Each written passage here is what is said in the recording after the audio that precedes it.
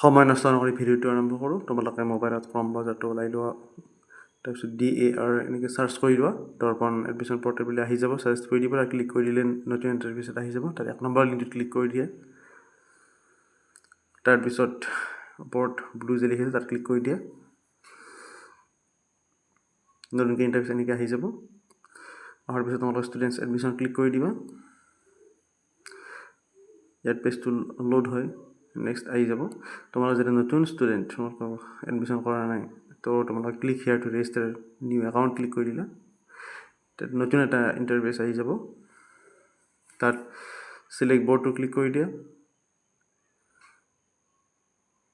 1 নম্বৰটো ক্লিক কৰি দিয়া, যাতে আমাৰ সকলো সেৱা বৰ্ডৰ দৰে আছে প্ৰায়। তাৰপিছত তোমালোকৰ পাছিং ইয়েৰ 2026 হ'ব, তাত ক্লিক কৰি দিবা। তোমালোকৰ এডমিট বা ৰেজিষ্ট্ৰেশ্যন ওলাই আহিলে তোমালোকৰ ৰোলটো চাই লোৱা। তাত তোমালোকৰ ইয়াত ৰোলটো চাৰ্চ কৰি দিব, ৰোলটো ক্লিক কৰি দিবা। তাৰপিছত ইয়াত ক্লিক কৰি দিবা। তোমালোকৰ নম্বৰটো চাৰ্চো কৰিব পাৰা বা আহি যাব তেনেকৈ।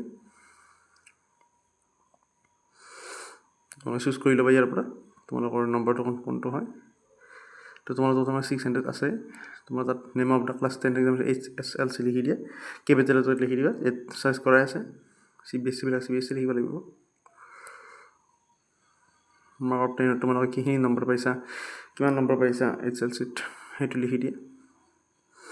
মই ৰেণ্ডমলি 400 লিখি দিওঁ আৰু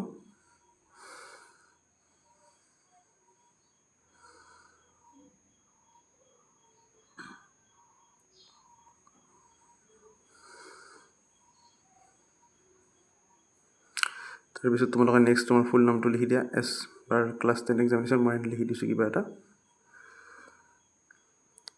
তাৰপিছত তোমালোকৰ ডেট অফ বাৰ্থটো কি কৰিব লাগিব। তোমালোকৰ ডেট অফ বাৰ্থটো মই ৰেণ্ডমলি জাষ্ট কিবা এটা লিখিছোঁ 2000। তেনেকৈ তোমালোকে ইয়াত মান্থটো চিলেক্ট কৰিবা, যিটো মাহত তোমালোকৰ জন্ম হয়। তাত ক্লিক কৰিলে এনেকৈ আহি যাব। তাৰপিছত তোমালোকে ছেট কৰি দিলে তো তোমালোকে এনেকৈ বহি যাব ডেট অফ বাৰ্থটো। ফাদাৰ নামটো তোমালোকৰ ক্লাছ 10 চাৰ্টিফিকেট যি বুলি আছে একদম স্পেলিং মিষ্টেক নকৰাকৈ লিখা। ইমেইল আইডি অপশ্যনেল হয় তোমালোকৰ, ইমেইল আইডিটো কোনো প্ৰয়োজন নাই বাৰু। দিলে নিদিলে নাই। মাদাৰ নামটো লিখা, এজ পাৰ ক্লাছ 10 চাৰ্টিফিকেট। তাৰপিছত তোমাৰ গাৰ্জেন নামটো ফাদাৰ নামে লিখা, যাতে ফাদাৰ নাথাকে তেওঁলোকৰ মাদাৰ লিখিব লাগিব। তোমালোক এটা মোবাইল নম্বৰটো ইয়াত লিখি দিয়া, মই মোবাইল নম্বৰ এটা দি দিছোঁ বাৰু। দিয়াৰ পিছত তোমালোক অট'মেটিক ইয়াত অপশ্যন আহি যাব। তাত ভেৰিফাই ক্লিক কৰি দিবা। তো নেক্সট ক্লিক কৰাৰ পিছত তোমাৰ OTP তাত ভৰাই দিবা। আৰু OTPটো অহাৰ পিছত তাত তোমালোকৰ বহাই দিয়াৰ পিছত নেক্সট পেজটো খোল খাব। মই নেক্সট ভিডিঅ'ত বাৰু বাকীখিনি দেখুৱাই দিম প্ৰচেছটো। আজিলৈ এইখিনিয়ে। ইয়াত কিবা সুধিব লাগে কমেণ্ট কৰিলে হ'ল। তো তোমালোকক মই আৰু এটা নিজৰ ইম্পৰ্টেণ্ট ডেটখিনি মই দেখুৱাই ল'ব বিচাৰোঁ। ইয়াত 12/4/2026 পৰা 22 এপ্ৰিল 2026 তোমালোকৰ এডমিশ্যন ফৰ্মবিলাক ফিল আপ হৈ থাকিব। তোমালোকৰ ডেডলাইন 22 এপ্ৰিল 2026। বেছি সময় নাই, সেই ভিডিঅ' তোমালোকে কৰিব লাগিব। আৰু 2026 এপ্ৰিল মাহৰ 23 তাৰিখ তোমালোকৰ মেৰিট লিষ্টবিলাক ইনষ্টিটিউশ্যনবিলাকে ৰেডি কৰি পাব্লিছ কৰিব। আৰু পাব্লিছ কৰা ডেটটো হ'ল পাব্লিকেশ্যন অফ প্ৰফেশ্যনেল চিলেকশ্যন ৱেইটিং লিষ্ট 25 তাৰিখ। 25 তাৰিখ তোমালোকৰ 10টা বজাত পাই যাবা তোমালোকৰ মেৰিট লিষ্টখিনি।